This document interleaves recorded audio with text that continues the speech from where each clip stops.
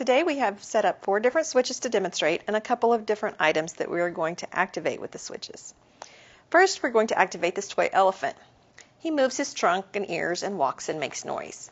He is already adapted for switch use. The first switch we will demonstrate is one of the basic switches, and many of you may already be familiar with it. It's a big red switch. You will notice that it is yellow, not red. The big red switch has interchangeable switch tops, so the color can be changed to meet the preferences of the user. To use the big red switch,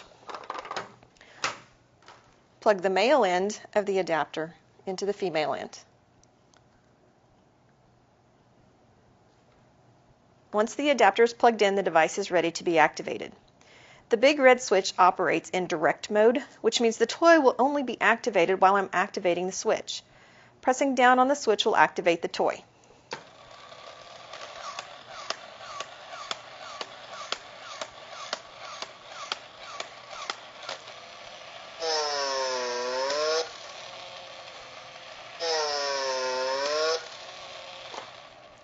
Once I release the switch, the toy stops. If pressing down is not a movement the user can accomplish, the switch can be positioned pretty much anywhere so that the user can use the movement he does have. You will notice that there are holes in the base of the switch. This is so that it can be mounted on a surface. You can mount it to any surface and in any position needed. Your imagination and creativity is the only thing you are bound by. You could mount it above where the hand will be positioned so that the hand has to move up. You could mount it in a vertical position so that a side-to-side motion can activate it. It can also be mounted to be activated by a different part of the body, such as elbow, shoulder, or even head. The jelly bean switch is essentially a smaller version of the big red switch. It also has a mounting plate and interchangeable switch tops, so the color can be changed. Okay. The second switch we're going to demonstrate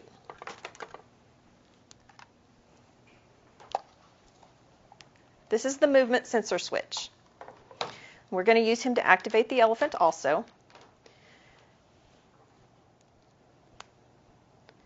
This switch activates by detecting movement in front of the sensor, which is right here. It does not have to actually be touched. It picks up even the tiniest nearby movement, which encourages even the most inactive person to move. It can be set to provide momentary, timed, or latched mode. This is an on-off switch, so it has to be turned on.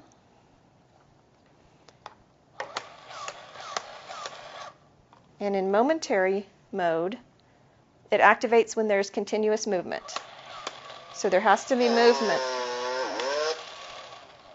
constantly in front of it, because when the movement stops, the toy stops. When it no longer senses movement, it turns off. I'm using my hand for the movement, but any part of the body could potentially be used. In latched mode, it activates at the first movement and stays on.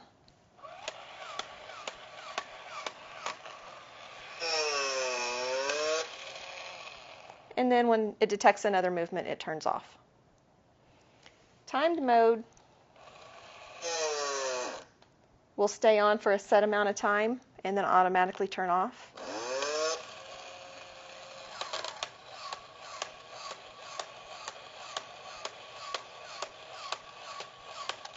The timed output can be adjusted between 1 and 120 seconds by this dial. Okay. The sensor can be adjusted to different angles to meet the needs of the user.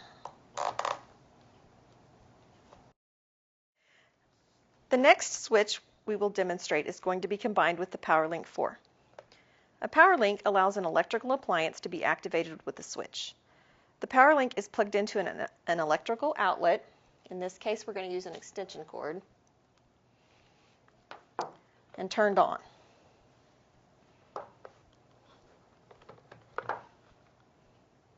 We're going to demonstrate the power link and switch using a desk lamp. So we plug the desk lamp into the connector on the power link.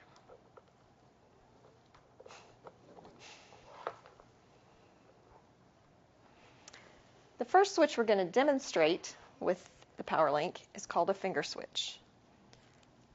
So we will plug it into its port.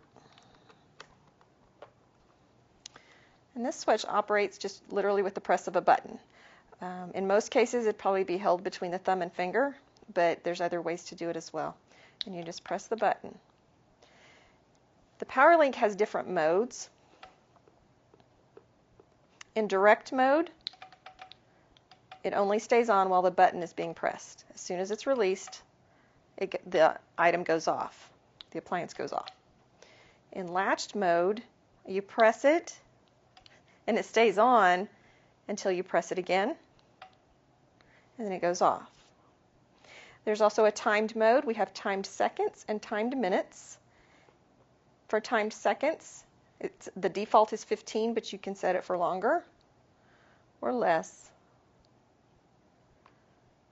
And it will only stay on as long as it's timed for. You can see the countdown on the screen. And it works the same way with the minutes. Now this finger switch it can be moved around easily, and like I said, it's probably designed to be activated this way, but it could be mounted anywhere pretty much and activated with any finger that the person had use of. It can be mounted easily with a piece of tape over the cord. It could also be mounted using a Velcro dot on the back and then put on any appropriate surface. Okay.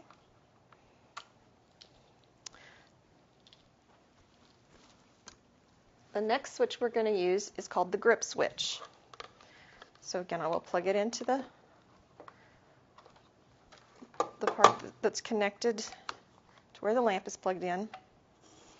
The grip switch is designed to be held in the palm of your hand and squeezed to activate. It's very sensitive. I'm barely squeezing it, and it's activating it. It could also be mounted somewhere to have a different activation, laying it down even and pressing on it. It's soft and squishy, so you could potentially even mount it up next to the head, where the head could be used to activate it. The neat thing about the power link is that it allows a child to be involved in the classroom in ways that they might not have been able to otherwise. Even just being able to activate a CD player during a musical activity can give the students such a boost in their self-esteem. And it can be used in lots of different ways. Again, can only be limited by our imagination and creativity.